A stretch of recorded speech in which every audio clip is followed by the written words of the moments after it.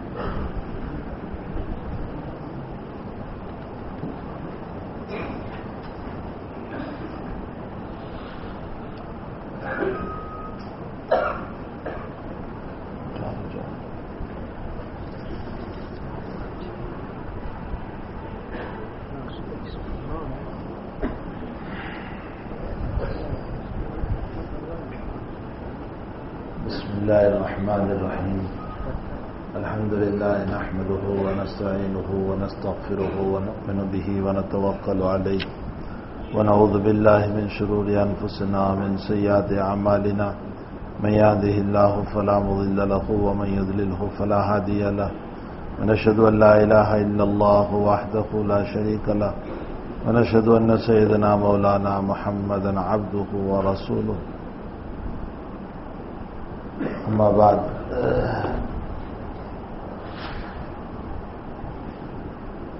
عن أبي هريرة رضي الله تعالى عنه قال قال رسول الله صلى الله عليه وسلم سبعة يظلهم الله في ظلة يوم لا ظل إلا ظله إمام عادل وشاب نشأ في عبادة الله تعالى ورجل قلبه معلق في المساجد ورجلان تحابا في الله اجتمعا عليه وتفرق عليه ورجل دعته امرأة ذات منصب وجمال فقال إني أخاف الله ورجل تصدق بصدقة فأخفاها حتى لا تعلم شماله ما تنفق يمينه ورجل ذكر الله خاليا ففاضت عيناه متفق علیہ. بہت بیچ میں لمبا وقفہ ہو گیا، قریباً 2.5-3 مہینے کا وقفہ گزر گیا. اس کے بعد دوبارہ پھر اللہ تعالیٰ نے اپنے فضل کرم سے ہمیں ملنے کا موقع عطا فرمایا. اللہ کے فضل کے بغیر کوئی چیز ہوتی ہی نہیں ہے. مالک کریم کا فضل ہوتا ہے تو ہی سب کچھ ہوتا ہے. بھلا اتنی سخت گرمی ہو جس میں انسان کا گلا خشک ہو رہا ہو، شوگر کا مریض ہو جس کو ہر 2 گھنٹے پر کھانے کی ضرورت ہو، اور وہ 15 گھنٹے تک بھوکا رہے، پیاسا رہے، یہ اللہ کی توفیق کے بغیر کیسے ہو سکتا ہے؟ اللہ کی مدد کے بغیر ہو ہی نہیں سکتا. عشاء کے بعد جو انسان فوراً سونے کا عادی ہو، وہ مغرب کے وقت کھانا کھایا اور پھر نشاط اور چستی کے ساتھ عشاء کی نماز پڑھتا ہے، پھر تراویح پڑھتا ہے، اور پھر تراویح کے بعد اللہ جتنی قوت و طاقت دیتا ہے رات میں بیدار رہتا ہے. یہ اللہ کی مدد اور نصرت کے بغیر نہیں ہو سکتا ہے. تو بھائی اللہ ہی کی مدد اور نصرت سے سب کچھ ہوتا ہے. اس کی مدد کے بغیر کچھ بھی نہیں ہو سکتا. نہ میں نہ آپ، دنیا کا کوئی انسان یہ نہیں کہہ سکتا ہے کہ میں اپنے بل بوتے پر کر رہا ہوں.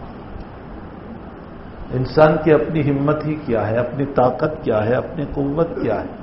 بنی اسرائیل کا واقعہ آپ نے سنا کہ ایک آدمی نے، ایک عابد و زاہد نے 500 سال تک عبادت کی. 1-2 نہیں، 500 سال. روزانہ دن بھر روزے، رات میں اللہ کے سامنے کھڑا رہنا، اور پھر موت بھی مانگی تو ایسی کہ اللہ سجدے میں موت دینا. اب تعالیٰ نے وہ بھی عطا فرمائی. دربار رب میں جب حضوری ہوئی تو اللہ نے فرمایا جاؤ میں نے اپنے فضل سے معاف کیا، اپنی رحمت سے. تو وہ دل میں کہنے لگا اللہ اگر تیرا فضل ہی ہے تو میری 500 سال کی عبادت کا کیا؟ میں نے اتنی محنتیں اٹھائی. اب تعالیٰ جل شانہ علیم بذات الصدور فرمایا اس کو جہنم کے کنارے پر کھڑا کرو. وہاں کھڑا کیا، تپش لگی، احساس ہوا، خوب پیاس لگی. ایک فرشتے کو پانی کا گلاس لے کر بھیجا.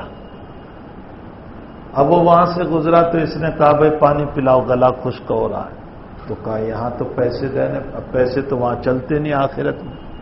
تو فرمایا تجھے عبادت دینی پڑے گی. کتنی عبادت؟ فرمایا 1 گلاس پانی کی قیمت 500 سال کی عبادت ہے.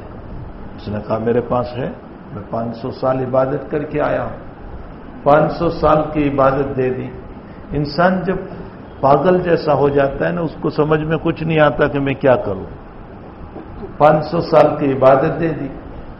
1 گلاس پانی پی لیا. اللہ نے فرمایا لاؤ میرے بندے کو. اب بلایا اور یوں کہا کہ تیری 500 سال کی عبادت تو 1 گلاس میں بیت گئی. اب میں نے 500 سال تک روزانہ تجھے 1-1 گلاس پانی پلایا اور انار کھلایا، اس کے بدلے میں عبادت لا. تو اس بندے نے کہا کہ اللہ تیرے فضل و کرم اور رحمت کے بغیر کوئی جنت میں جا ہی نہیں سکتا. حتیٰ کہ جناب رسول اللہ صلی اللہ علیہ وسلم سے حضرات صحابہ نے جب پوچھا کہ وَأَنْتَ یا رسول اللہ، آپ بھی اللہ کے فضل کے بغیر نہیں جا سکتے؟ آپ نے فرمایا نعم الا ان یتغمدنی اللہ تعالی، رواہ البخاری. فرمایا اللہ کی رحمت شامل حال نہ ہو تو محمد بھی جنت میں نہیں جا سکتا. جب اتنے بڑے نبی یہ فرما رہے تو میں اور آپ ہم کون اپنے اعمال پر اترانے والے بنے، غرور کرنے والے بنے، تکبر کرنے والے بنے؟ جو کچھ ہوا اس کے کرم سے ہوا، اس کے فضل سے ہوا. اس مالک نے ہمیں توفیق عطا فرمائی اور پھر اللہ نے دوبارہ ملنے کا موقع بھی دیا. میں نے جو حدیث شریف پڑھی ہے، اس حدیث شریف میں جناب رسول اللہ صلی اللہ علیہ وسلم فرماتے ہیں، ابو ہریرہ ناقل حدیث ہیں، راوی حدیث ہیں، جو حضور پاک صلی اللہ علیہ وسلم سے نقل فرماتے ہیں کہ 7 قسم کے لوگ وہ ہیں جن کو اللہ تعالیٰ قیامت کے دن اپنے عرش کے نیچے رکھنے والا ہے، اپنے عرش کے سائے میں رکھنے والا ہے، جبکہ کوئی سایہ نہیں ہوگا۔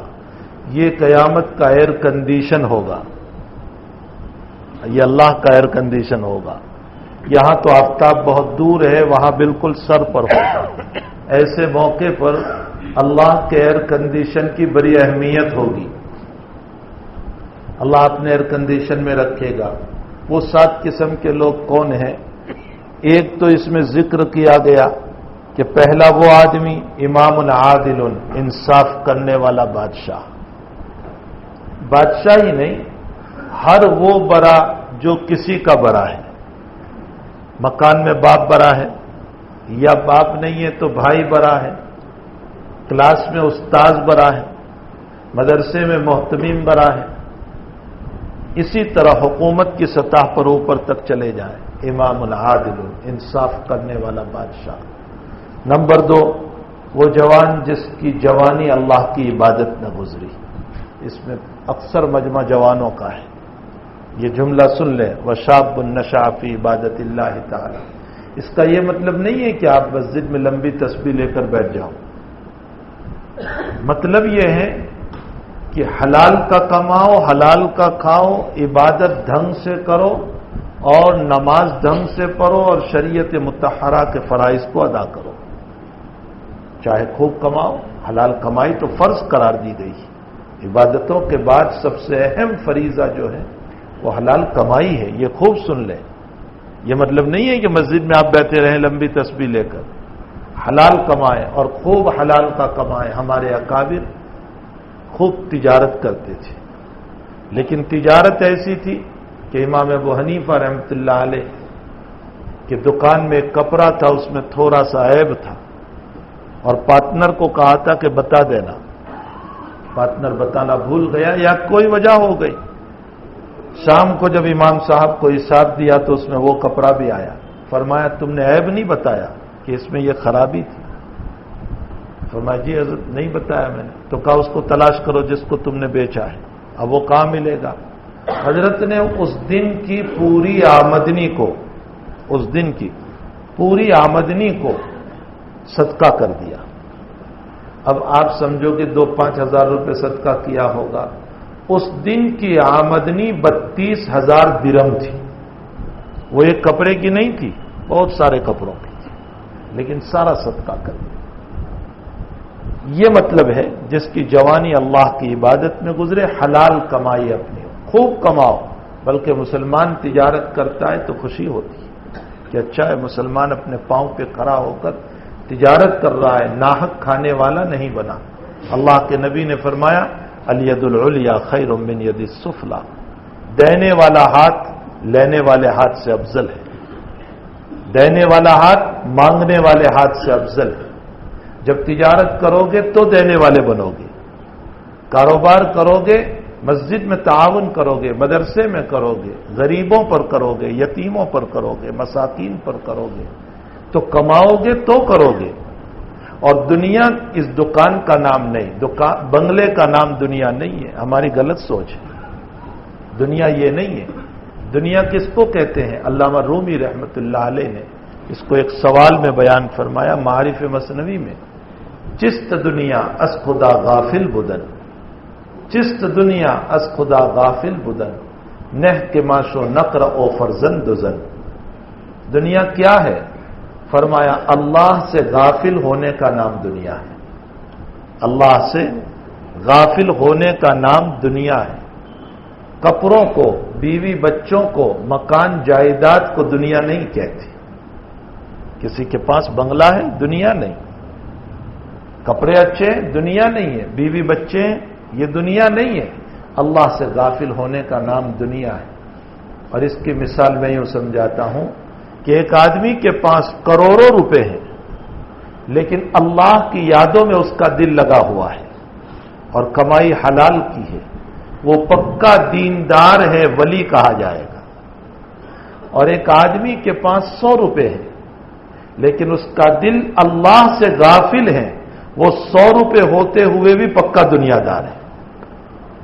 مال و دولت پر دنیا داری کا فیصلہ نہیں، تعلق مع اللہ کے ہونے اور نہ ہونے پر دنیا داری کا فیصلہ ہے۔ چست دنیا از خدا غافل بدن، نہ کے معاش و نقر او فرزند و زن۔ تو دنیا اس کا نام نہیں ہے کہ آپ دکان کیوں چلا رہے ہیں، یہ دنیا نہیں، اللہ سے غافل ہونے کا نام دنیا ہے۔ اللہ تعالیٰ اپنی غفلت سے ہم سب کی حفاظت فرمائے۔ تیسری چیز بیان فرمائی، ایک وہ آدمی ہے جس کا دل مساجد سے لگا ہوا ہے، یعنی ہر وقت فکر ہے میری نماز نہ جائے، جہاں اذان ہوگی میں نماز پڑھوں گا، اپنا کاروبار ایک طرف رکھ دوں گا۔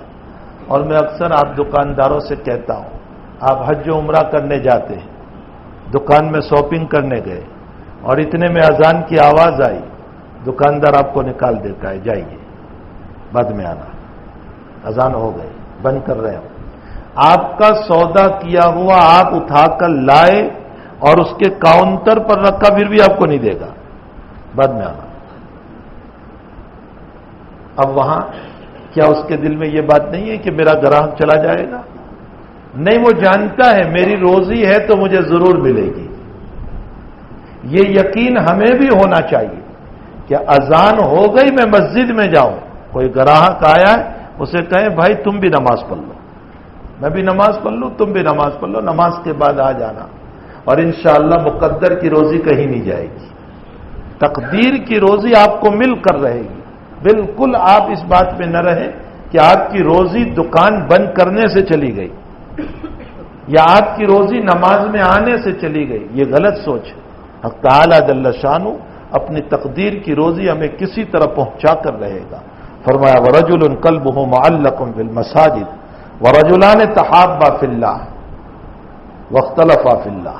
اللہ کے لیے غصہ ہونا، اللہ کے لیے محبت کرنا، اللہ کے لیے نہ بولنا، اللہ کے لیے بولنا، اللہ کے لیے تعلق رکھنا، اللہ کے لیے تعلق نہ رکھنا، ذاتی اغراض کے لیے نہیں۔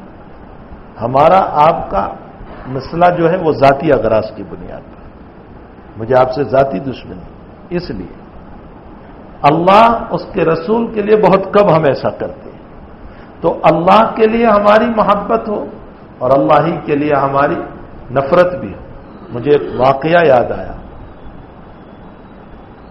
ضیاء الدین دہلوی بہت بڑے قاضی تھے، مغلیہ سلطنت میں بہت بڑے قاضی تھے۔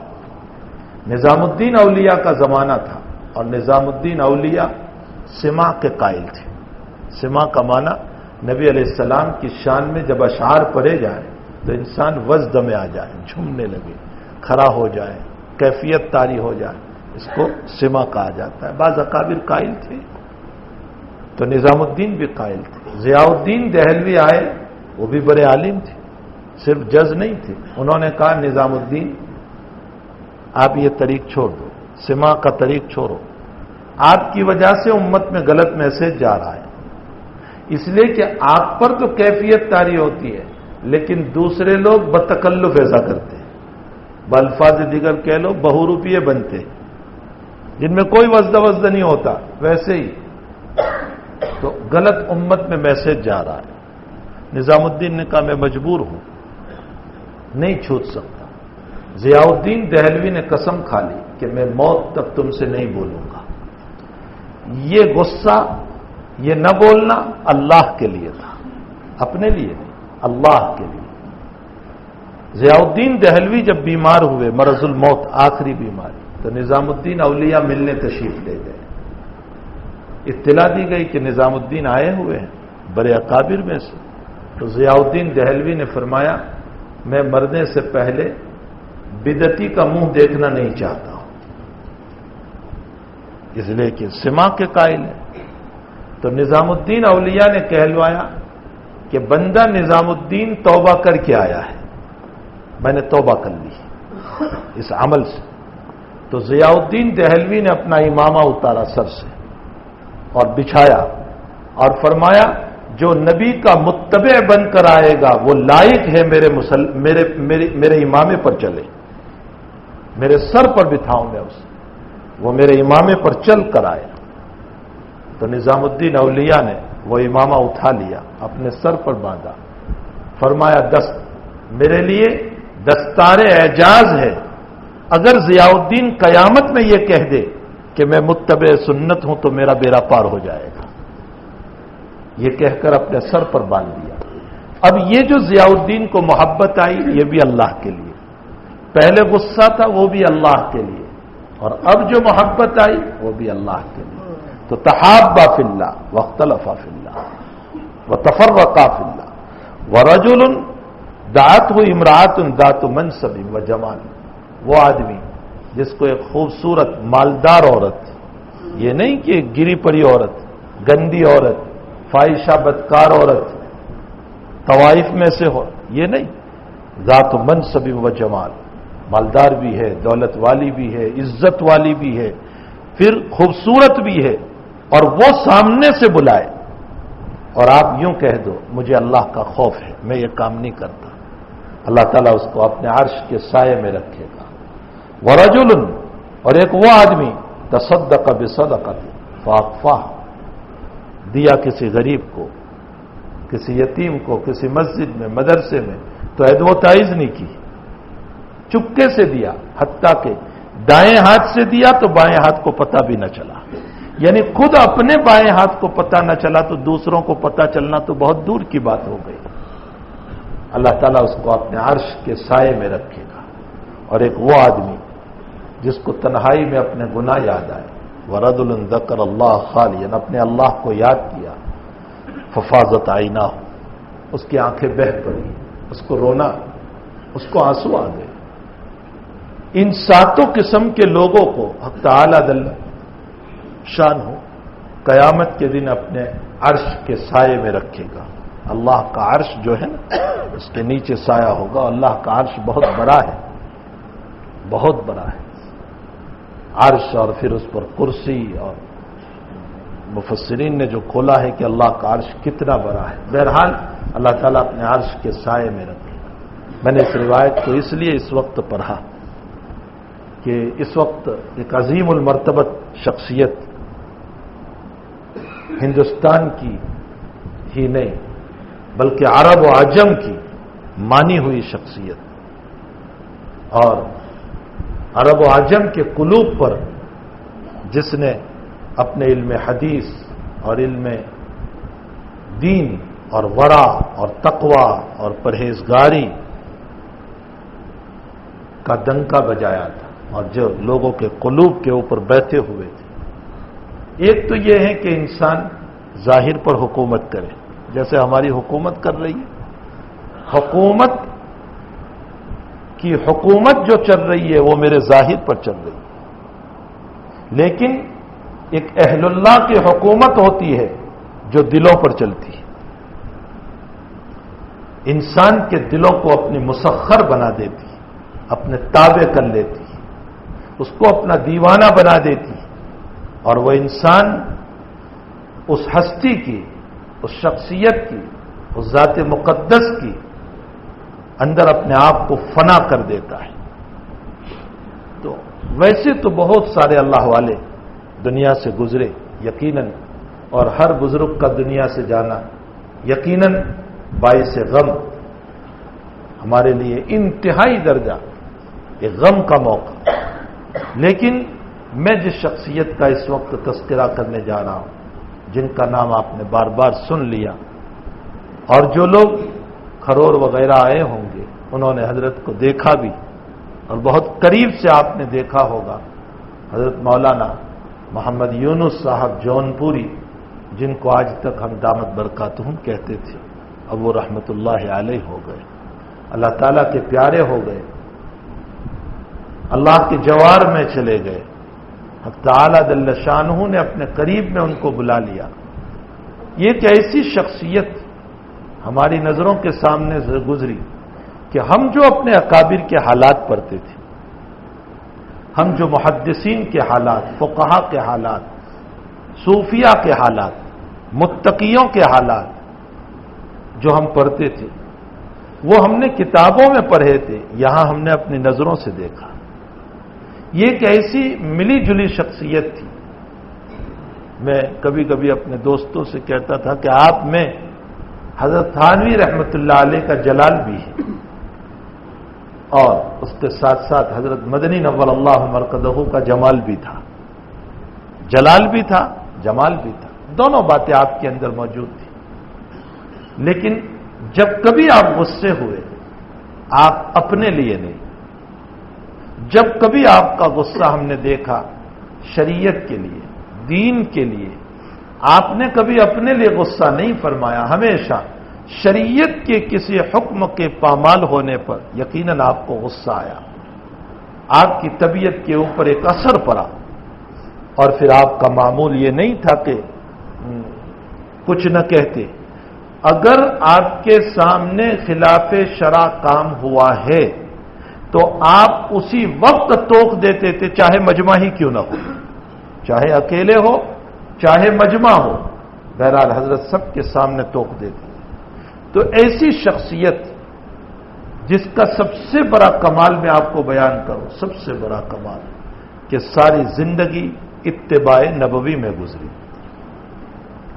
نبی علیہ الصلوۃ والسلام کا اتباع یہ آپ کی زندگی کا اصل اصول تھا. آپ اپنی پوری زندگی میں نبی کی زندگی سے ہٹ کر کبھی نہیں چلے. ہر بات میں آپ نے یہ دیکھا کہ میرے آقا صلی اللہ علیہ وسلم کا کیا حکم ہے، اللہ کے نبی نے اس بات میں کیا فرمایا. آپ کا سونا نبی کے طرز پر، آپ کا استنجا نبی کے طرز پر، آپ کا چلنا نبی کے طرز پر، آپ کی زندگی نبی کے طرز پر، آپ کا بولنا نبی کے طرز پر. آپ سبق بھی پڑھاتے تھے تو اس انداز سے بولتے تھے کہ کوئی لفظ ایسا نہ نکلے کہ کسی کا دل دکھ جائے. آپ کا درس و تدریس بھی نبی کے طرز پر، آپ کی ہر ادا نبی کے طرز پر. آپ کے ساتھ جب سفر کا موقع ملا، گاڑیوں میں چلنے کا، حضرت کو ہم نے کبھی نہیں دیکھا کہ آپ باتیں کرتے ہو، کبھی نہیں. باتوں کا سوال ہی نہیں ہوتا تھا. یا تو آپ قرآن شریف پڑھتے رہتے، یا درود شریف پڑھتے رہتے، یا پھر سو جاتے تھے. 10 گھنٹوں کے سفر میں شاید 2 منٹ کی کوئی بات کی ہو تو کی ہو، وہ بھی صرف پوچھ لیا کہ کہاں پہنچے، اس وقت کہاں جانا ہے، فلاں چیز، یا کبھی کوئی مسئلہ بتا دیا، کوئی مسئلہ بیان کر دیا. یہ تو ہے. باقی کے ایران توران کی خرافاتی باتیں آپ کے پاس نہیں تھی. جس کی زندگی قرآن شریف، درود شریف اور اتباع نبوی علی صاحب الصلاۃ والسلام سے بری ہوئی تھی. میں آپ کو 2-3 واقعات سناؤں. 2 تو آج ہی اللہ جزائے خیر دے ہمارے مولانا یونس صاحب تشریف لے آئے، انہی کے حوالے سے مجھے بیان بھی کرنا ہے. میں نے تو ان سے کہا تھا آپ بیان کرو، آپ کی زبان سے اچھا لگے گا، لیکن انہوں نے منع کیا. میں انہی کی طرف سے اسی سند سے میں آپ کو نقل کرتا ہوں. شیخ صفوان داؤدی جو مدینہ المنورہ میں مسجد نبوی کے بہت بڑے معلم اور مدرس ہیں اور مسجد نبوی میں درس پڑھاتے ہیں. اب آپ انداز لگائیں کہ جس کو اللہ نے مسجد نبوی میں درس پڑھانے کا موقع دیا ہو، جو حدیث شریف وہاں پڑھاتا ہو، اللہ نے جس کو اس قبولیت سے نوازا ہو، اس کا مقام کیا ہوگا. انہوں نے خواب دیکھا، آج دوپہر ہی کو مجھے سنایا. انہوں نے خواب دیکھا، چونکہ مولانا مدینہ منورہ میں رہتے اور ہمارے حضرت کے، میں یہ نہ ہوتے تو اچھا ہوتا کہ میں ان سے متعلق 2-4 باتیں کہتا. انہوں نے جو خدمت کی ہے، میں دل سے ہر وقت دعا کرتا ہوں جنہوں نے ہمارے شیخ کی خدمت کی. اس کی کوئی اولاد نہیں تھی، اس کا کوئی بچہ نہیں تھا جو اس کی خدمت کرتا، اس کی بیوی نہیں تھی جو اس کی خدمت کرتی. انسان کے بڑھاپے میں بیوی خدمت کرتی ہے، اس کے بچے خدمت کرتے، کون ان کی خدمت کرتا. اللہ نے ایسے لوگوں کو پیدا کر دیا جو حضرت کو لے کر چلے اور دور دور تک لے گئے. اور پورا حج، کبھی کبھی تو ایسا حال ہوا کہ ویل چیئر میں 12 کلومیٹر تک کھینچنے کا موقع آیا تو یہ 12 کلومیٹر تک حضرت کو کھینچتے چلے گئے. کوئی معمولی بات نہیں ہے. آج میں میرے باپ کی خدمت نہیں کر سکتا. لوگ حج میں جاتے ہیں اپنے باپ کو نہیں لے جاتے, کہہ دیتے ہیں یہیں بیٹھے رہو. یہ 12 کلومیٹر تک کبھی ایسا ہوا کہ عرفات میں گاڑی پھنس گئی اور مزدلفہ تک نہیں پہنچ سکا. اب آپ جو لوگ جاتے ہیں حج میں ان کو معلوم ہوگا, راستے بھرے ہوئے ہوتے ہیں, سب سوئے ہوئے ہوتے ہیں, اور ان کے بیچ سے ویل چیئر کو لے کر چلنا اور مزدلفہ اور پھر مینا میں پہنچنا کوئی معمولی بات ہے. دل سے دعا ہے حق تعالی اس خدمت کا اجر عظیم ان کو عطا فرمائے. یہی وجہ ہے کہ مجھے ایک خواب انہی کے باب میں ہے جو میں نقل کروں. عجیب و غریب خواب ہے کہ ان کے باب میں یہ خواب دیکھا گیا. ان کو جناب رسول اللہ صلی اللہ علیہ وسلم نے جس صاحب نے خواب دیکھا ہے, اللہ کے نبی نے فرمایا یہ انصار میں سے ہے. میں نے کہا بالکل تم انصار میں سے ہو, اس لیے کہ تم نے جو اہل علم کی, علماء کی, مشائخ کی اور خصوصاً حضرت کی جو خدمت کی اور جس جگہ رہتے ہو وہ بھی انصاریوں کا مکان ہے, مدینۃ المنورہ. اللہ نے آپ کو یہ سعادت دی ہے کہ جتنے علماء مشائخ وہاں پہنچتے ہیں ہر ایک کی خدمت میں کوئی کمی باقی نہیں رکھتے, اپنی استطاعت اپنی حیثیت کے مطابق ان کی خدمت کرتے رہتے ہیں. اللہ اس کا دنیا اور آخرت میں بہترین صلہ عطا فرمائے اور ان کی نسلوں میں علماء, صلحاء, دین کے داعی, راتوں میں رونے والے پیدا فرمائے. حق تعالی ان کی نسلوں کو تا قیام قیامت دین کے لیے قبول فرمائے. تو شیخ صفوان کا میں واقعہ انہی کے حوالے سے سنا رہا تھا. مدینۃ المنورہ کے مسجد نبوی کے معلم اور مدرس ہے جو درس دیتے. انہوں نے ایک مرتبہ جناب رسول اللہ صلی اللہ علیہ وسلم کو خواب میں دیکھا. فرمایا حضرت اس وقت حدیث کے باب میں امیر المؤمنین کون ہے, یعنی حدیث کے باب میں کون وہ شخصیت ہے جو اس وقت پوری دنیا کے اندر سارے محدثین کا سردار, امیر المؤمنین کا معنی سارے مؤمنوں کا امیر, سردار, حدیث کے باب میں کون ہے؟ تو اللہ کے حبیب نے یوں فرمایا تھا, شیخ صفوان داؤدی کو یوں فرمایا, محمد یونس جون پوری. اب وہ تو جانتے نہیں تھے, وہ عرب میں تھے, وہ مدینے میں ہیں, ان کو کچھ پتا نہیں کہ یہ کون شخصیت ہے. یہاں وہاں پوچھتے پوچھتے پوچھتے پوچھتے یہ پتا چلا کہ اچھا وہ شخصیت یہاں آتی ہے. تو حج میں بتایا گیا کہ وہ آئے ہوئے ہیں, ان تک رسائی ہوئی, وہ پہنچے اور پہنچنے کے بعد نام وام سب پتا چلا کہ اچھا یہی وہ شخصیت ہے. تو پھر شیخ صفوان نے بخاری شریف وغیرہ کتابیں, مسلم شریف وغیرہ وہاں پڑھنا شروع کیا حضرت سے. اتنا بڑا عرب کا محدث, مسجد نبوی کا مدرس, اور وہ شیخ کے سامنے پڑھ رہا ہے. اور اس کے بعد جو کتابیں باقی رہ گئی وہ ہندوستان آئے اور سہارنپور میں 2 مہینے رہ کر کتابیں پوری کی. اور ناظم سہارنپور مولانا سلمان صاحب نے ان کے نسبت مدینہ پر اور مسجد نبوی کی نسبت پر ان کا بڑا اکرام کیا, بڑی تعظیم کی کہ یہ بہت اونچی جگہ سے آئے ہوئے انسان ہیں.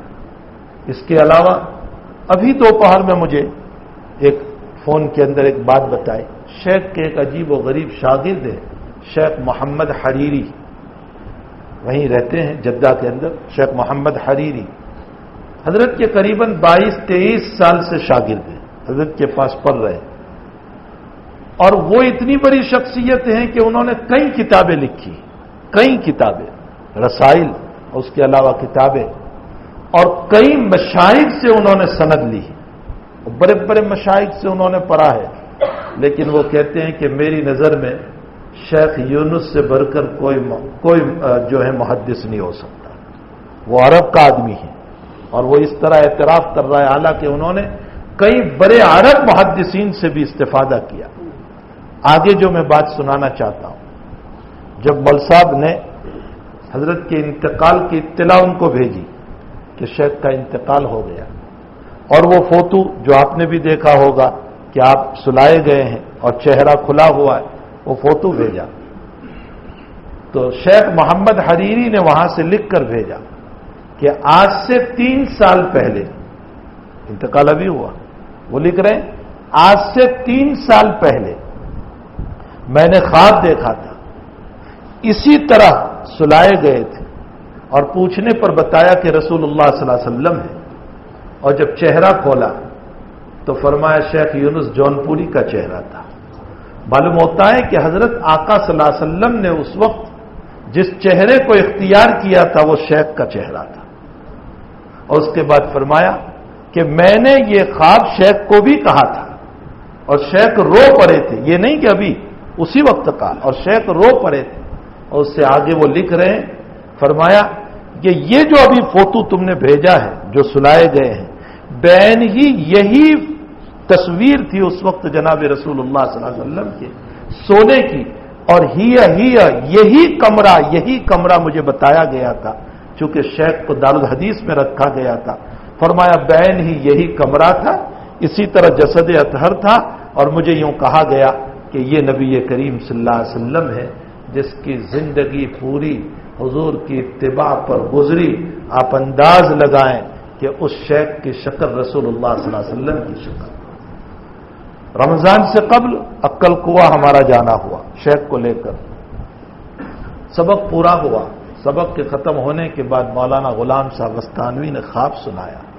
مولانا نے کہا کہ حضرت ابھی 2 دن پہلے ہمارے وہاں ایک طالب علم نے خواب دیکھا، اور خواب یہ دیکھا کہ نبی کریم صلی اللہ علیہ وسلم کا جسد اطہر دارالعلوم میں لایا گیا، یعنی وہاں مدرسے میں عقل کنواں میں لایا گیا۔ تو فرمایا حضرت اس کی تعبیر میں نے یہ دی کہ حضرت کی آمد ہوگی، یعنی آپ کے جسد اطہر سے مطلب آپ کی تشریف آوری ہوگی۔ تو حضرت نے فرمایا صحیح تعبیر دی، اور پھر فرمایا مجھے پہلے سے بتایا ہوتا تو میں کچھ باتیں اور کرتا۔ اس کا مطلب یہ نکلا کہ حضرت مکمل تابع رسول صلی اللہ علیہ وسلم تھے، اور ہمیشہ یہ کہتے تھے کہ بھائی میرے متعلق کوئی پوچھے کہ میں کون ہوں تو بتا دینا میں محمدی ہوں، بس میں تو آقا صلی اللہ علیہ وسلم کے نقش قدم پر چلنے والا ہوں، آپ کے طریق پر چلنے والا ہوں، آپ کی زندگی پر چلنے والا ہوں۔ کبھی بھی ایسا نہیں ہوا کہ حضرت کو چپل پہنانے والے نے چپل پہنایا، موزے پہنانے والے نے موزہ پہنایا اور الٹے پاؤں میں پہنا دیا ہو، کبھی نہیں۔ اور اگر پہناتا ہے تو سر پر تھپڑ مارتے تھے۔ خود میرا واقعہ کہ میں نے ایک مرتبہ غلطی سے چپل پہنانے کا موقع تھا، تو میں نے بجائے سیدھے پاؤں کے الٹے پاؤں میں پہنا دیا، تو حضرت نے میرے سر پر تھپڑ مارا اور فرمایا کئی وقت سے حدیث پر آتا ہے ابھی تک عمل کا سلیقہ نہیں آیا۔ کیا نبی نے نہیں فرمایا سیدھے پاؤں میں چپل پہنو؟ ایک ایک عمل کے اندر اتباع رسول صلی اللہ تعالی علیہ وسلم کود کر بھری ہو۔ آقا کی زندگی آپ فنا فی الرسول ہو چکے تھے، اور درود شریف کا اتنا اہتمام تھا کہ ہمیں بھی یہ تاکید کرتے تھے درود شریف کی کثرت رکھو، اس کے ذریعے سے تمہیں نبی کی قربت نصیب ہوگی۔ ابھی رمضان سے قبل ایک بات فرمائی تھی، فرمایا کس نیت سے درود شریف پڑھو گے، کس نیت سے درود شریف پڑھو گے؟ تو ہم خاموش ہیں۔ حضرت نے فرمایا میرے حضرت نے یوں کہا تھا، یعنی حضرت شیخ زکریا رحمۃ اللہ علیہ نے، کہ جب درود شریف پڑھو تو نیت یہ ہو اللہ کا حکم ہے، نبی کا حق ہے۔ اللہ کا حکم ہے صلو علیہ وسلم تسلیما، اور نبی کا حق ہے۔ فرمایا یہ سمجھ کر درود شریف پڑھو، اور یہ بھی فرمایا کہ میرے حضرت نے جب مجھ کو اجازت دی تھی، یعنی شیخ زکریا نے، تو مجھے تاکید کی تھی کثرت درود شریف کی، اور ساتھ ساتھ یہ بھی کہا تھا کہ درود شریف کی کثرت رکھنا۔ میں نے درود شریف کے تجربات میں بڑے فوائد دیکھے۔ تو درود شریف ایک ایسی چیز ہے جس کے اندر اللہ کا نبی راضی ہوتا ہے۔ میں نے غالباً کسی موقع پر سنایا تھا کہ ایک بہت بڑے عالم دین حضرت کے پاس آئے تھے اور فرمایا حضرت دعا فرمائیں، کوئی راستہ بتائیں، اللہ مجھ سے ناراض ہو چکا ہے۔ تو حضرت رو پڑے اور فرمایا میں کون راستہ بتانے والا، میں کون اللہ تک تجھے پہنچانے والا؟ پھر فرمایا تمہیں کیسے پتا چلا کہ اللہ ناراض ہو چکا؟ تو فرمایا جو پہلے نماز میں مزہ آتا تھا وہ نہیں آتا، جو پہلے تلاوت پہ مزہ آتا تھا وہ نہیں آتا، اب جی چراتا ہے اب گناہ کے خیالات میرے دل و دماغ میں آ رہے. تو حضرت رو پڑے. فرمایا میں کون تیرا تعلق جوڑنے والا. اس کے بعد فرمایا ایک بات سمجھ میں آتی ہے اگر ہو جاوے تو. فرمایا حضرت بتائیں وہ بات کیا ہے. فرمایا مدینے والے کو راضی کر لو وہ راضی ہو جائے گا. مدینے والے کو راضی کر لو وہ راضی ہو جائے گا. فرمایا حضرت مدینے والے کو راضی کرنے کا طریقہ. فرمایا اس کے عمل کو اس کی سنت کو تلاش کر کر کے عمل کرو. اس کی سنت کو تلاش کر کر کے عمل کرو ایک بات. اور دوسری بات کثرت سے درود شریف پڑھو. فرمایا دو عمل کرو. ان دو عمل کی وجہ سے حق تعالی جل شانہ تمہیں نبی کی قربت نصیب کرے گا. اور جب نبی کی قربت تو پھر اللہ بھی راضی ہو جائے گا. ایک مہینہ غالباً گزرا تھا کہ وہ مولوی صاحب پھر آئے اور فرمایا حضرت اللہ آپ کو جزائے خیر دے اللہ راضی ہو گیا. فرمایا تمہیں کیسے پتا چلا. فرمایا آپ نے جو عمل بتایا تھا میں برابر کرتا رہا اور کرتا رہوں گا. میں نے ابھی 2 دن پہلے اللہ کے نبی کی زیارت فرمائی اور مجھے یوں کہا کہ اللہ تیرے عمل سے خوش ہو گیا. میرے بھائیوں یہ وہ شخصیت تھی. اس کی زندگی مجھے اور آپ کو اس بات کا سبق دے رہی ہے. میں صرف ان واقعات کو اس لیے سنا رہا ہوں اس لیے نہیں کہ ہم ان کی فضیلت اور منقبت بیان کر دیں, ان سے متعلق تعریفی کلمات بول دیں کہ شیخ ایسے تھے اور ویسے تھے. میں اس لیے نہیں بیان کر رہا ہوں. ان کی زندگی سے ہم کو یہ سبق لینا چاہیے کہ ہم نبی کی سنتوں پر اپنی زندگی کو لائیں. نبی علیہ الصلوۃ والسلام کی سنت پر زندگی پر اپنی زندگی کو ڈالنے کی کوشش کریں. نبی کی زندگی ایسی زندگی ہے. حضرت قاری طیب صاحب نور اللہ مرقدہ کی زبان میرے ان کانوں نے واقعہ سنا. قاری صاحب رحمۃ اللہ علیہ نے ایک مرتبہ واقعہ سنایا تھا کہ حضرت نانوتوی رحمۃ اللہ علیہ کے زمانے میں ایک بڑے شیخ شاہ چراغ علی شاہ بڑے اللہ والے گزرے ہیں. انہوں نے خواب دیکھا کہ اللہ کے حبیب پاک صلی اللہ علیہ وسلم تشریف لائے. ساتھ میں ابو بکر عمر عثمان و علی چاروں ساتھی ہیں. فرمایا کہ یہ لوگ تشریف لائے تو شاہ چراغ علی نے فرمایا حضرت نانوتوی سے کہ مولوی قاسم چلو اللہ کے نبی تشریف لائے ملاقات کے لیے چلو. تو دونوں چلے. شاہ چراغ علی دوڑ رہے ہیں. ہم بھی جیسے بزرگوں کو ملنے دوڑتے ہیں وہ دوڑ رہے ہیں. حضرت نانوتوی دھیرے دھیرے چل رہے ہیں. تو شاہ چراغ علی نے حضرت نانوتوی سے فرمایا مولوی قاسم لگتا ہے تم کو محبت نہیں ہے جذبات نہیں ہے دوڑتے کیوں نہیں. فرمایا میں اسی طرح چلوں گا. شاہ چراغ علی دوڑتے ہوئے گئے. حضرت سے مصافحہ ہوا تو حضرت نے نیچے بٹھا دیا. تھوڑی دیر کے بعد حضرت نانوتوی پہنچے. حضرت سے مصافحہ ہوا تو حضرت نے اپنی گود میں بٹھا لیا. حضرت مولانا قاسم صاحب کو اپنی گود میں بٹھا لیا. تو شاہ چراغ علی نے کھڑے ہو کر فرمایا حضرت ایک سوال ہے. فرمایا کیا. فرمایا جتنی محبت اور جذبات میں آیا اتنی محبت میں تو قاسم نہیں آیا. آپ نے مجھے تو یہاں بٹھایا اور اس کو اپنی گود میں بٹھایا. تو حضرت نے فرمایا کہ میرا قاسم میرے قدموں کے نشان کو تلاش کرتا ہوا آیا ہے کہ جہاں نبی کے پاؤں پڑے ہیں میں بھی اپنے پاؤں رکھوں تاکہ مجھے کچھ برکت مل جائے.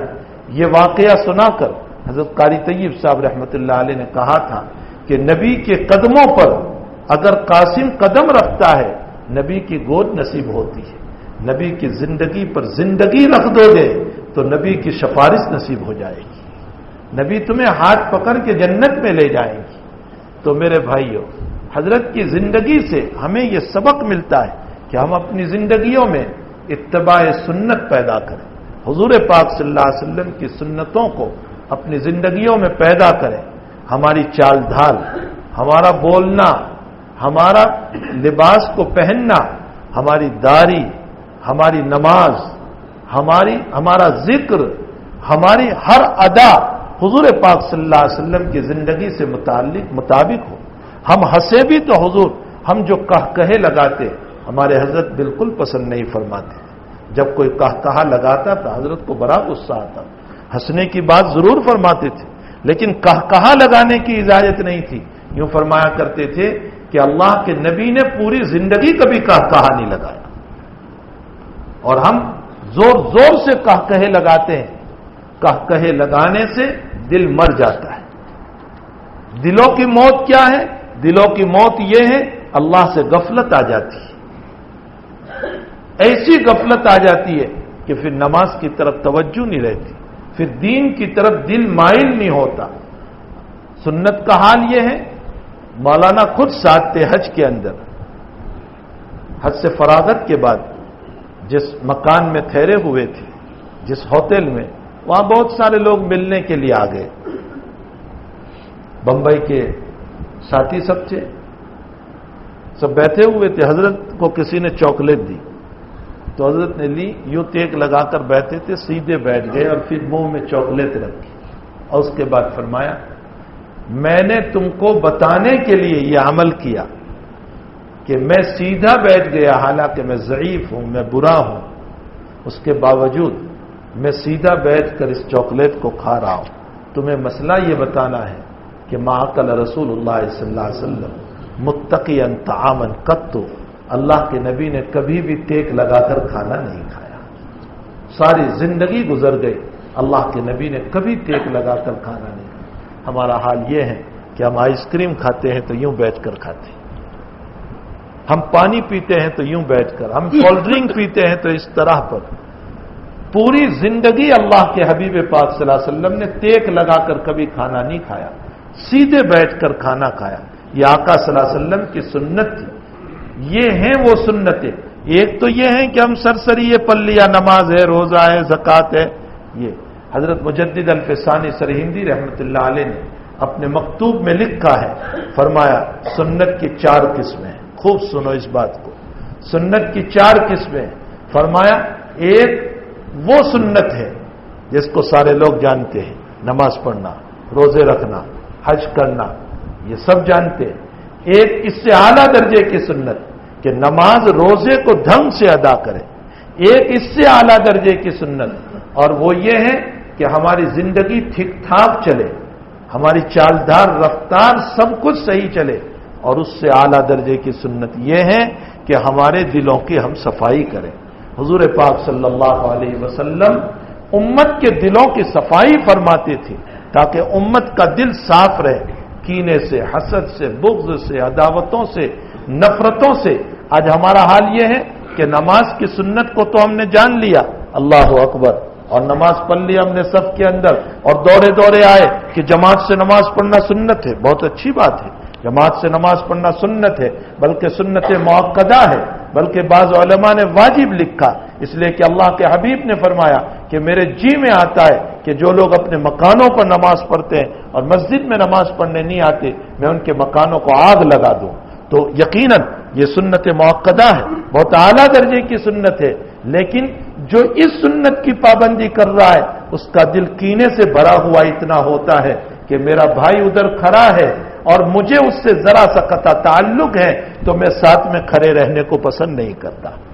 ایک طرف تو میں جماعت سے نماز پڑھنے کی سنت ادا کرنے آیا اور دوسری طرف میرا قلب حسد سے بھرا ہوا ہے، کینے سے بھرا ہوا ہے، نفرتوں سے بھرا ہوا ہے، عداوتوں سے بھرا ہوا ہے، اور وہ نفرت، وہ عداوت دین کی بنیاد پر نہیں، دنیا کی بنیاد پر، میرے ذاتی غرضوں کی بنیاد پر ہے۔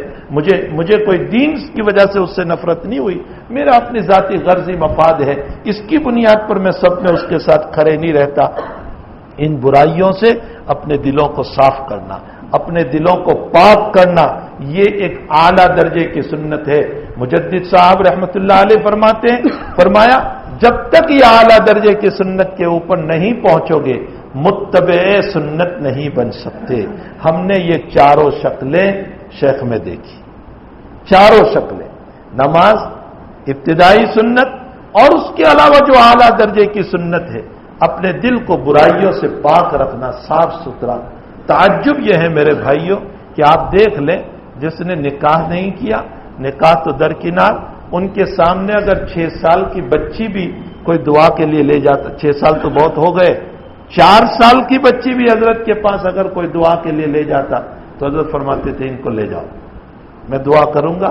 4 سال کی بچی کو بھی اپنے سامنے دیکھنا رکھنا پسند نہیں کرتے تھے، جس کی پوری زندگی اجنبی عورتوں سے اپنے دل و دماغ اور آنکھوں کو محفوظ رکھا، اس سے بڑھ کر پاک تینت کون ہو سکتا ہے؟ پوری زندگی اس کا حال یہ رہا کہ اپنے آپ کو بالکل اس سے محفوظ رکھا اور ان مسائل سے کبھی وہم و خیال بھی آپ کے اوپر نہیں گزرا. کچھ عورتیں ہمارے مکان پر جب خرور تشریف لائے کچھ عورتیں بیت ہونے آئی. میں نے کہا حضرت کچھ عورتیں بیت ہونے آئی. فرمایا دیوار کے پیچھے بھی تھا. میں نے کہا حضرت پردے میں ہے. فرمایا پردے میں ہے تو کیا ہوا, میں نہیں دیکھ رہا ہوں وہ تو مجھے دیکھ رہی ہے. فرمایا میرے نزدیک تو بات یہ ہے کہ اگر میں ان کو نہ دیکھوں تو وہ بھی مجھے نہ دیکھیں. پردے میں بٹھا اور پردے میں بٹھا کر کے پھر حضرت نے بیت کے کلمات بلوائے اور اس کے بعد فرمایا نبی کریم صلی اللہ علیہ وسلم کی زندگی پوری ہو گئی. آپ نے کبھی کسی عورت کے ہاتھ کو ہاتھ میں لے کر بیت نہیں فرمایا. ما مس رسول اللہ صلی اللہ علیہ وسلم ید امرأۃ قط. آپ نے کبھی کسی عورت کا ہاتھ اپنے ہاتھ میں لے کر بیت نہیں فرمایا, بلکہ آپ کے بیت کے طریق یہ تھے کہ پردے کے پیچھے بٹھا دیتے یا اس کے محرم کو بلا کر کلمات کہہ دیتے کہ جاؤ تم کلمات بلوا دینا جو میں تمہیں کہتا ہوں. پاکیزہ زندگی. میں یہ بتانا چاہتا ہوں کہ سنت کا جو اعلیٰ درجہ تھا, جو اپنے دلوں کی صفائی اور دلوں کی طہارت وہ شیخ کے اندر بہت ہی بہترین طریق پر موجود تھی. تو اتباع سنت یا آپ کی زندگی کا اصل اصول تھا اتباع سنت. یہی وجہ ہے کہ متعدد مرتبہ نبی کریم صلی اللہ علیہ وسلم کی زیارت, بلکہ کئی مسائل کا جو بخاری شریف کے مسائل ہے براہ راست اللہ کے نبی علیہ الصلوۃ والسلام سے حل فرمانا, یہ خود ہم نے درس کے اندر حضرت سے سنا ہے. اور اس کے علاوہ اس طرح کے کئی واقعات ہیں. یہ تو آپ کے ورع, آپ کے تقوی, آپ کی پرہیزگاری, اور حال آپ کا یہ ہے کہ اتنی بیماری, اتنا ضعف, اتنی پریشانیاں, حالات, لیکن اس کے باوجود کبھی کوئی نماز نہیں گیا آپ کی. سوال پیدا نہیں ہوتا تھا کہ نماز آپ کی چلی جائے ان بیماریوں کے اندر بھی.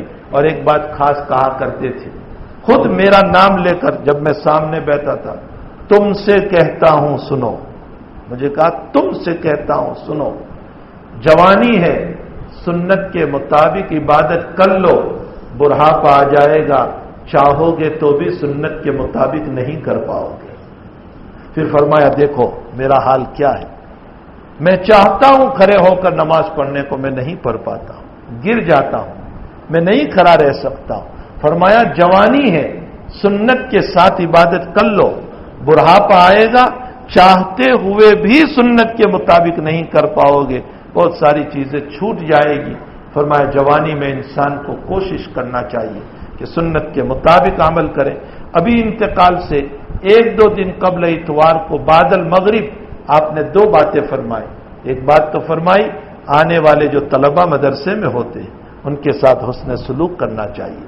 وہ دور سے آتے ہیں, غریب ہوتے ہیں, ان کے ساتھ اچھا معاملہ کرنا چاہیے. فرمایا شاگردوں کا بھی حق ہوتا ہے, مریدوں کا بھی حق ہوتا ہے. اور دوسری بات فرمائی علاقائیت اور قومیت کو ختم کرو, علاقائیت اور قومیت کو ختم کرو. یہ میری قوم, یہ اس کی قوم, میں اس برادری سے, یہ اس برادری سے, میں بورا ہوں, یہ میمن ہے, یہ شیخ ہے, یہ فلاں ہے. فرمایا اس کو ختم کرو, علاقائیت اور قومیت کو ختم کرو. اللہ کے وہاں نہ علاقائیت چلتی ہے نہ قومیت چلتی ہے. فرمایا ان اکرمکم عند اللہ اتقاکم, اللہ کے وہاں تو تقوی چلتا ہے. جو متقی ہوگا وہ اللہ کے وہاں مقبول ہوگا. یہاں تک کی بات شیخ کی ہے, آگے میں اپنا حاشیہ جوڑتا ہوں اس بات کے اوپر.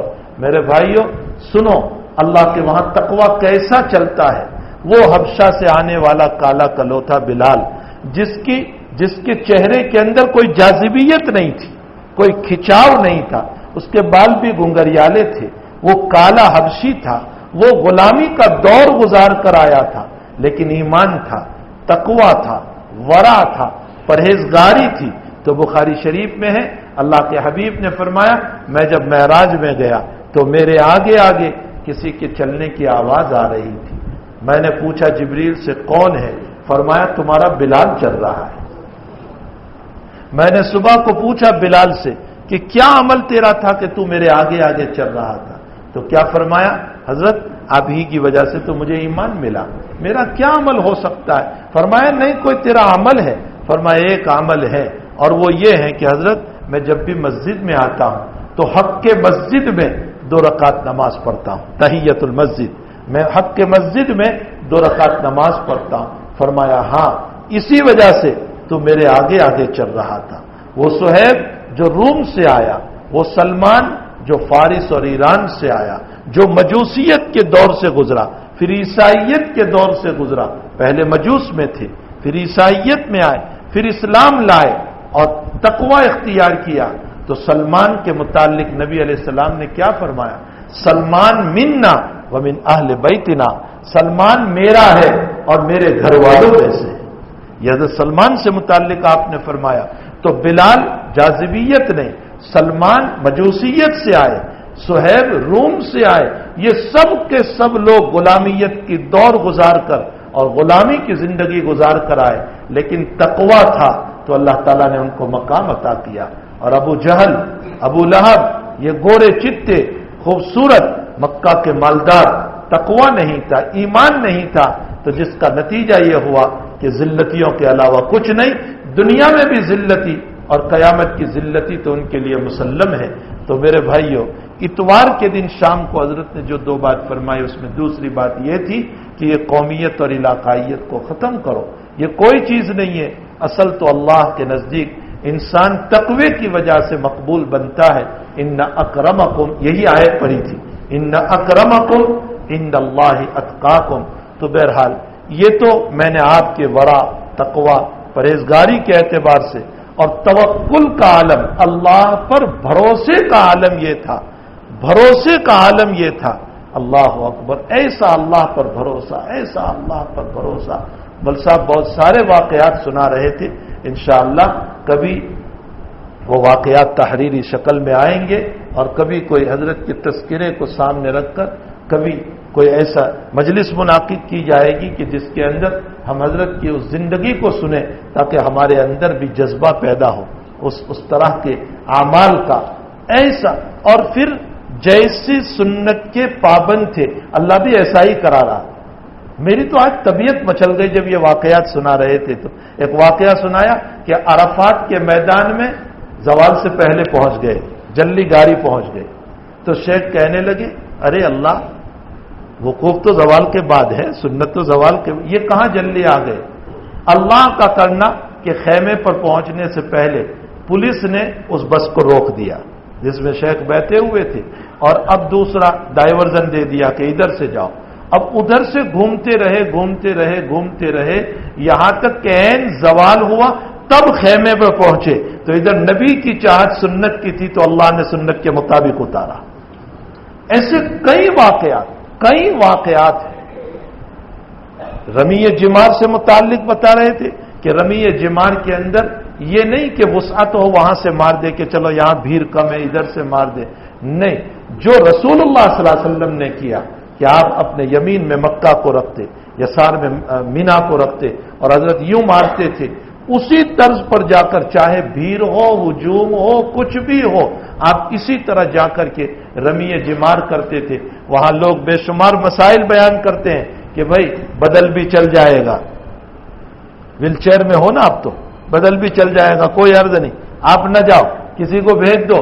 لیکن حضرت اخیری حج تک کبھی بدل کا مسئلہ نہیں، ویل چیئر میں یہ ملصاب گھسٹ کر حضرت کو لے جاتے تھے۔ ویل چیئر کے اندر آپ انداز لگائیں کتنی بھیڑ بھاڑ میں اندر جاتے ہوں گے، اور پھر سنت کے مطابق رمی کرتے تھے۔ اللہ کو اس بندے پر کیوں پیار نہیں آئے گا؟ اللہ تعالیٰ اس بندے کی طرف کیسے متوجہ نہیں ہوگا؟ اللہ اس کو اپنے پیار سے کیسے نوازے گا نہیں؟ اللہ اس کو کیوں نہیں کہے گا ارجع الی ربک راضیۃ مرضیہ فادخلی فی عبادی وادخلی جنتی؟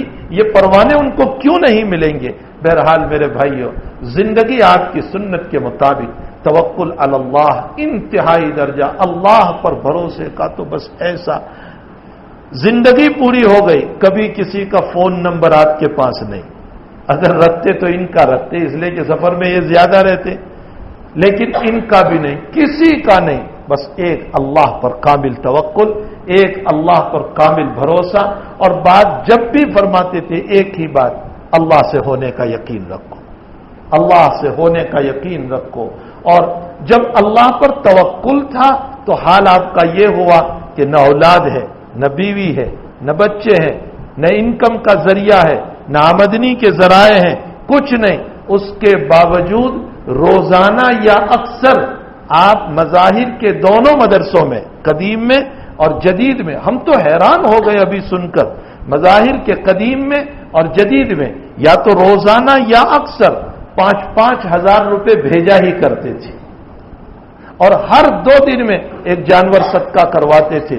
نہ کوئی آمدنی ہے، نہ کوئی فیکٹری ہے، نہ کوئی انکم کا ذریعہ ہے، نہ کسی جگہ پارٹنرشپ ہے، کچھ نہیں ہے، ایک کمرے میں بیٹھا ہوا انسان، ایک پتلی سی رضائی اور گدری پر بیٹھا ہوا انسان جو سبق پڑھایا اور اٹھا کر کلاس اپنے کمرے میں آ گیا، جس کو سیدھی سادی زندگی وہیں جو ہے پتلی سی گدری بچھی ہوئی ہے، اسی کے اوپر ایک فقیرانہ زندگی گزار رہا ہے، وہاں ختمل بھی چل رہے ہیں، وہاں کیڑے بھی چل رہے ہیں، وہاں سب کچھ ہو رہا ہے، لیکن کچھ بھی پڑی نہیں ہے، کبھی کتاب دیکھنے میں لگے ہیں، کبھی قرآن پڑھنے میں لگے ہیں، کبھی تسبیح پڑھنے میں لگے ہیں، کبھی دعا کرنے میں لگے ہیں۔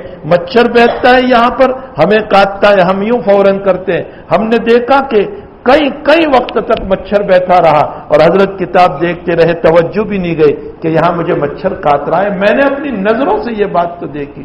بہرحال میرے بھائیوں، توکل علی اللہ، اللہ پر بھروسہ اتنا زبردست تھا، اتنا یقین کامل تھا، اللہ ہی بناتا ہے، تمام کام اللہ ہی سے ہوتے ہیں، تو ورا بھی اعلیٰ درجے کا، اور شان فقیرانہ تھی، جو آیا اللہ کے راستے میں دے دیا، جو آیا اللہ کے راستے میں دے دیا۔ حالانکہ ہدایہ اور تحائف کے دروازے آپ کے لیے کھول دیے تھے اللہ تعالیٰ نے۔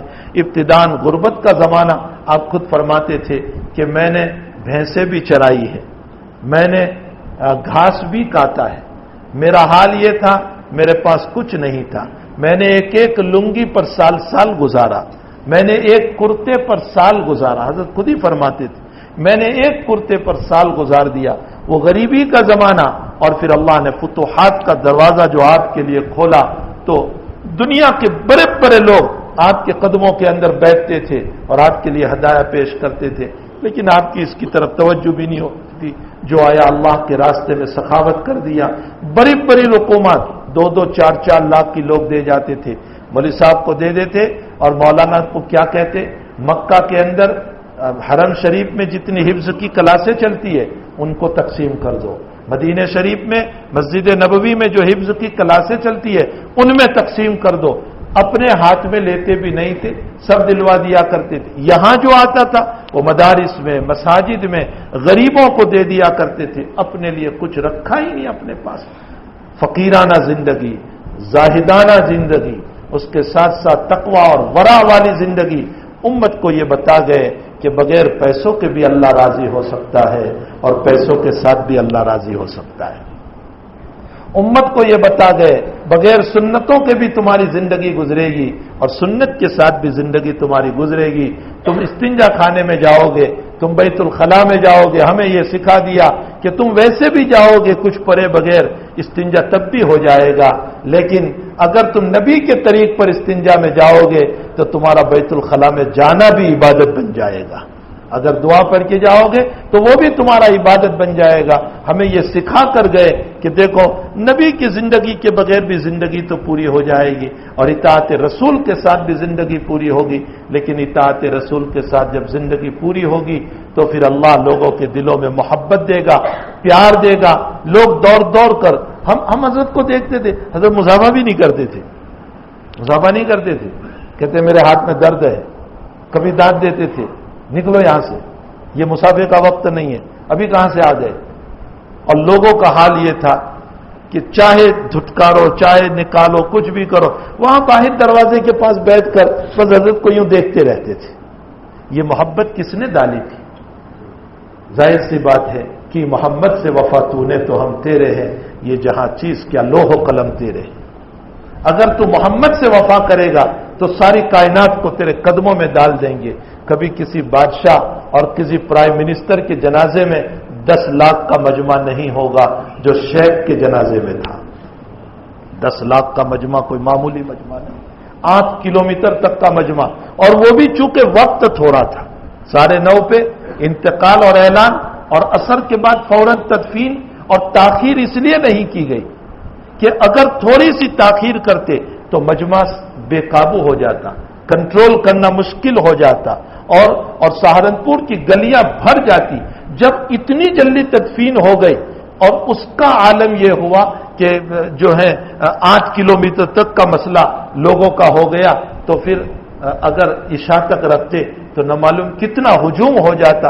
ये सारे लोग कहां से आ गए दौड़ कर। और हजरत मौलाना यूसुफ साहब मुताला दामत बरकातुम की एक बात तो मैंने अभी सुनी। मौलाना ने कल परसों एक जलसे में यूं फरमाया कि दारुल देवबंद ने बहुत प्यारी मिसाल दी।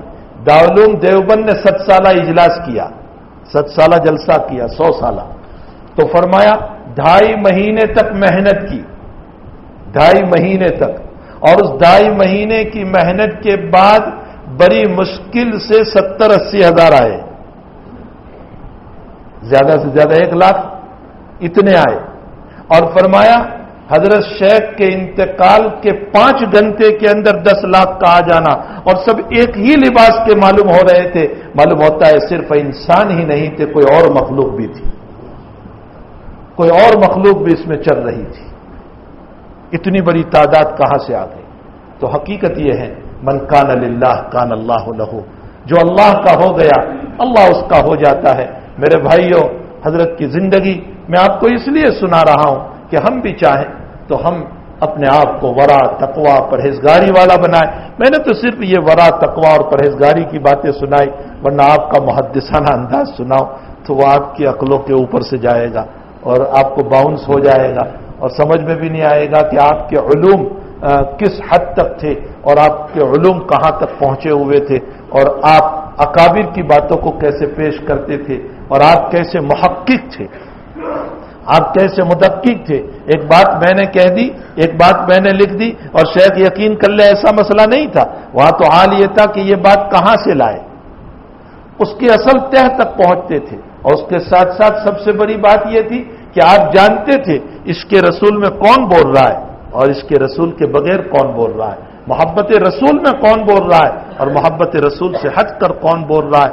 आपके पास तो सीधी सीधी बात थी। एक मर्तबा खुद मेरे मकान पर हजरत ने एक बात फरमाई, किसी ने ख्वाब बयान किया, हजरत ने ख्वाब की ताबीर तो कुछ नहीं दी, उसके बाद एक बात फरमाई, फरमाया देखो एक बात खूब गौर से सुनो। आपने फरमाया कि मैं उसका खलीफा, उसने मुझको इजाजत दी, इस पीर ने इजाजत दी, उस पीर ने। फरमाया अल्लाह ये नहीं पूछेगा तू किसका खलीफा था, अल्लाह ये नहीं पूछेगा कि किसने तुझे इजाजत दी थी। हजरत के वहां ऐसी बातें बहुत ज्यादा नहीं हुआ करती थी कि ये इसका खलीफा और इसका मुजाज और ये। फरमाया अल्लाह ये नहीं पूछेगा कि तू किस पीर से बैत था और किस बुजुर्ग से बैत था और किसने तुझे इजाजत दी थी। वहां तो सवाल ये होगा कब्र में जाते हुए मेरे नबी की इत्तिबा कितनी थी। मन नबियों का अंतुम तुफ्तनून फी कुबूरिकुम, तुम नबी के बाब में कब्रों में आजमाए जाओगे, सवाल किया जाए। फरमाया तुम्हें ये नहीं पूछेंगे किसका खलीफा था, वहां ये पूछा जाएगा नबी की इत्तिबा कितनी। अपनी जिंदगी में नबी की इत्तिबा पैदा करो। बहुत बहुत जोश में कहते थे अपनी जिंदगी में नबी की इत्तिबा पैदा करो। और एक मर्तबा फरमाया सहाबा बने हैं नबी की इत्तिबा से। अगर सहाबा में ये मसला नहीं होता, एक मजलिस की बात और सुनाओ, हजरत ने फरमाया जहन्नम से नजात मौकूफ नबी की इत्तिबा पर, जन्नत में जाना मौकूफ नबी की इत्तिबा पर, अल्लाह की रजा मौकूफ नबी की इत्तिबा पर। फरमाया तीनों मसले नबी की इत्तिबा पर है। अल्लाह की रजा, जन्नत में जाना और जहन्नम से बचना, इन तीनों की तीनों मौकूफ है जनाब रसूलुल्लाह सल्लल्लाहु अलैहि वसल्लम की इत्तिबा पर। तो मेरे भाइयों, आका सल्लल्लाहु अलैहि वसल्लम की इत्तिबा वाली जिंदगी हमें अपनानी चाहिए। मैंने शेख के ये चंद हालात बयान किए, वरना आपकी जिंदगी तो अजीब व गरीब जिंदगी है। और आपने जो जिंदगी गुजारी है, हजरत मौलाना अली मियां साहब रहमतुल्लाह अलैह, आपने बहुत नाम सुना होगा। मौलाना अली मियां साहब रहमतुल्लाह अलैह को किसी हदीस की तलाश थी और वह हदीस मिल नहीं रही थी। یعنی حدیث تو ملی، حوالہ نہیں مل رہا تھا. بہت سارے علماء کو پوچھا لیکن حوالہ نہیں ملا. تو حضرت شیخ رحمۃ اللہ علیہ کو لکھا، مولانا زکریا صاحب رحمۃ اللہ علیہ کو کہ حضرت یہ حدیث مجھے نہیں مل رہی ہے، اس کا حوالہ بتا دیں. تو حضرت شیخ رحمۃ اللہ علیہ نے شیخ یونس صاحب کو دیا. چونکہ حضرت شیخ رحمۃ اللہ علیہ طالب علمی ہی کے زمانے سے حضرت شیخ کے حافظے کے قائل تھے، یہ بخاری ایسے ہی نہیں دے دی تھی.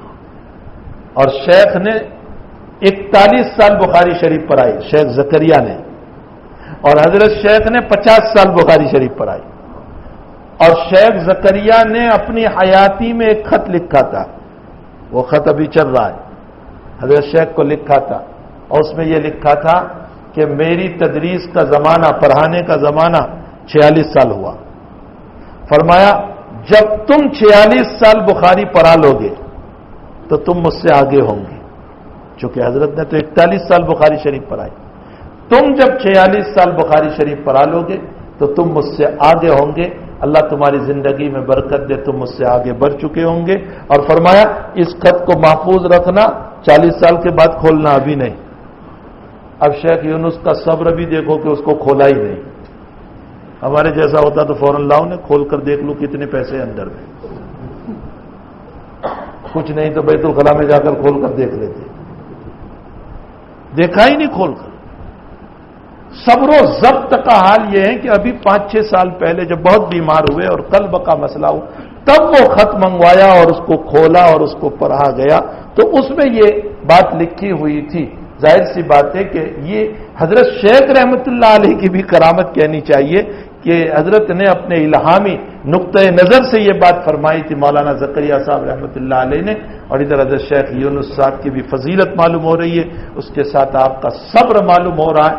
تو حضرت شیخ رحمۃ اللہ علیہ نے ایسے ہی بخاری نہیں دے دی تھی، بڑا حافظہ، بڑی ذہانت. تو معلمیہ صاحب رحمۃ اللہ علیہ نے جب کہا کہ حضرت یہ حدیث کا حوالہ نہیں مل رہا ہے، شیخ کو لکھا. شیخ نے شیخ یونس صاحب کو دیا کہ اس کا حوالہ.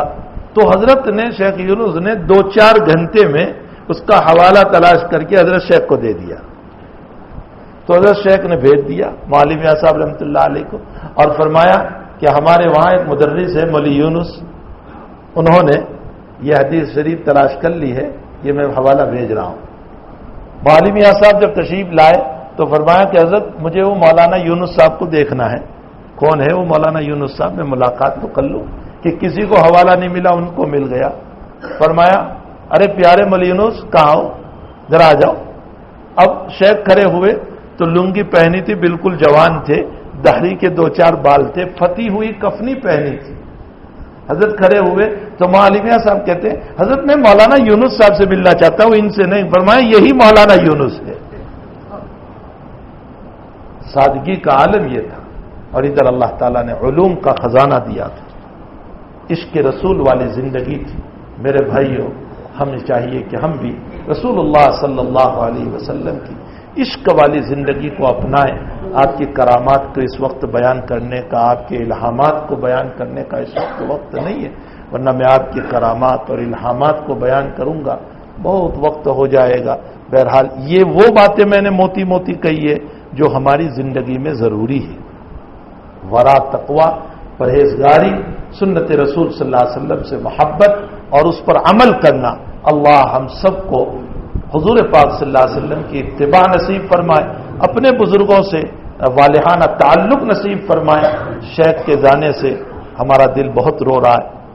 بہرحال ہم یتیم ہو چکے ہیں. مفتی صاحب کے بھی استاد محترم ہیں، بلکہ مخدوم ہیں.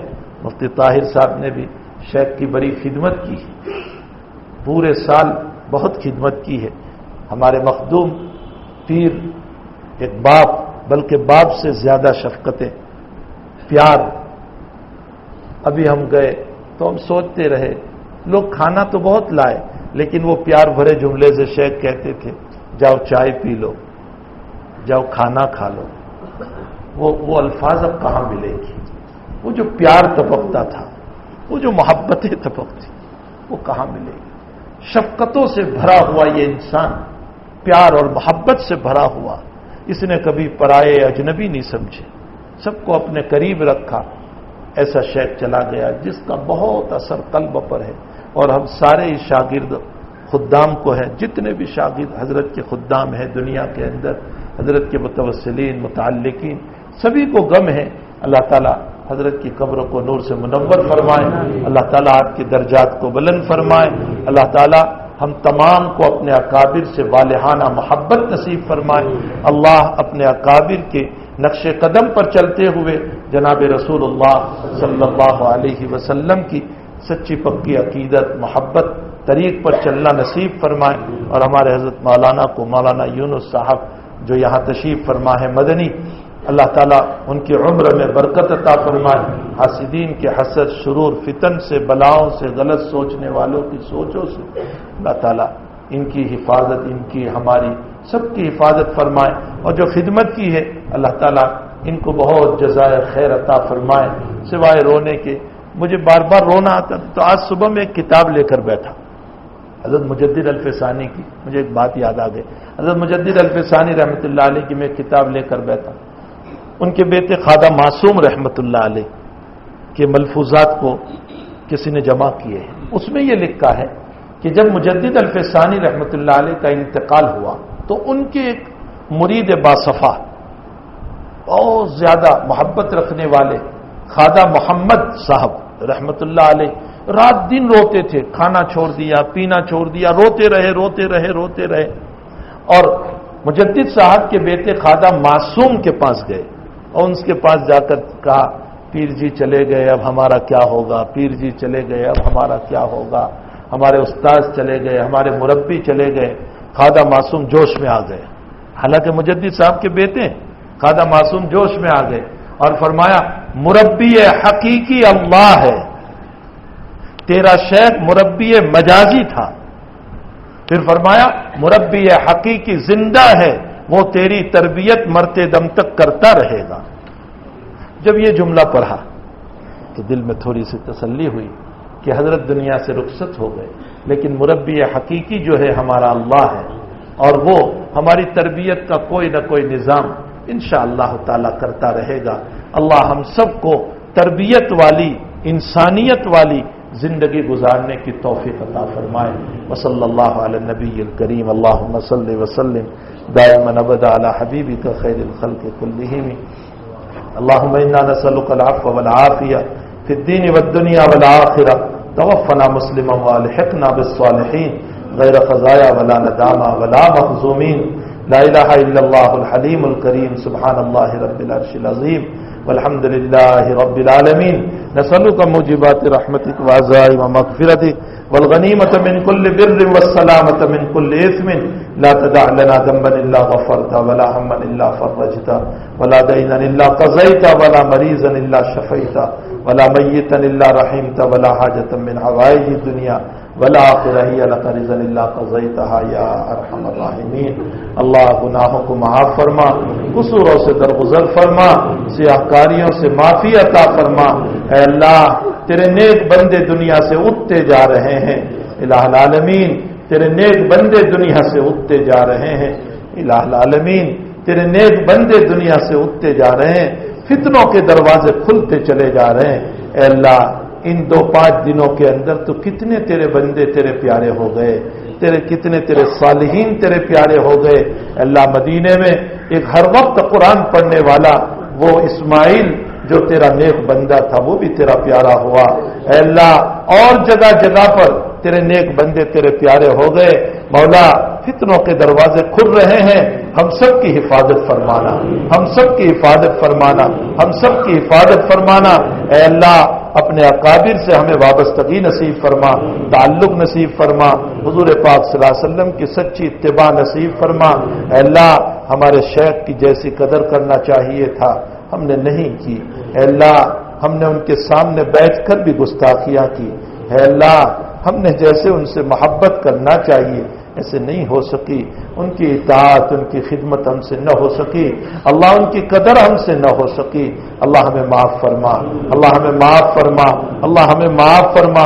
ان کے درجات کو بلند فرما، ان کی قبر کو نور سے منور فرما، اے اللہ ان کو اعلیٰ علیین میں مقام عطا فرما، اے اللہ ان کے فیوز و برکات سے ہم سب کو اب بھی مستفیض فرما، ان کے فیوز و برکات سے ہم سب کو مستفیض فرما، پوری امت کو مستفیض فرما، اے اللہ جتنے اکابر بقید حیات ہیں اس وقت اور زندہ ہیں ان کی عمروں میں برکتیں عطا فرما، ان کے سائے کو ہم پر تا دیر قائم فرما، اے اللہ صحت اور عافیت ان کو عطا فرما، شرور فتن سے ان کی حفاظت فرما، بلا مصائب سے ان کی حفاظت فرما، ہم تمام کی بھی اللہ مصیبتوں سے حفاظت فرما، پکڑ دھکر سے حفاظت فرما، مصیبتوں سے حفاظت فرما، غلط طریق سے غلط راستوں سے اللہ ہم تمام کی حفاظت فرما، اے اللہ اس مجمع پر نظر کرم فرما دے، نظر عنایت فرما دے، نظر رحم فرما دے، اے اللہ ہماری بخشش ہو جائے گی، تیرا بیڑا پار، اے اللہ ہمارا بیڑا پار ہو جائے گا، تیرا کچھ نہیں بگڑے گا، اے اللہ ایک نظر کرم سے ہم سب کو نواز دے، نظر عنایت سے ہم سب کو نواز دے، اور جو کچھ عبادتیں ہوئی ہے تیرے کرم سے ہوئی ہے اللہ اسے قبول فرما، ہمارے تمام مرحومین کی مغفرت فرما، ہمارے والدین کی مغفرت فرما، ہمارے رشتہ دار اقارب کی مغفرت فرما، ہمارے بیوی بچوں کی مغفرت فرما، ہمارے اہل و عیال کی مغفرت فرما، پوری امت مسلمہ کی مغفرت فرما، اے اللہ جو مانگا اپنے فضل سے عطا فرما، نہیں مانگا اپنے فضل سے عطا فرما، اے اللہ آج ہمارے مکان میں ہماری حیات جل رہی ہے، ہماری انسانیت جل رہی ہے، ہمارا ایمان جل رہا ہے، ہماری شریعت جل رہی ہے، اے اللہ چاروں طرف سے آگ لگی ہوئی ہے، میرے مالک اگر آپ نے حفاظت کا فیصلہ نہ فرمایا تو کل کو تو ہمارا ایمان بھی ختم ہو جائے گا، اللہ ہماری ایمان کی، شریعت کی، اسلام کی، اعمال کی، اتباع نبوی کی، سنت رسول کی اللہ پوری حفاظت فرما، اور جہاں جہاں مسلمان پریشان حال ہیں سب کی پریشانیوں کو دور فرما، اللہ ہم سب کی دعاؤں کو اپنے فضل و کرم سے قبول فرما، وصلی اللہ علی النبی الکریم برحمتک یا ارحم الراحمین۔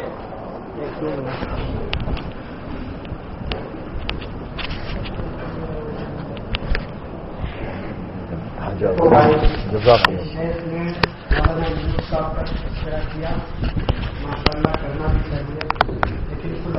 www.attableek.com, the reviver of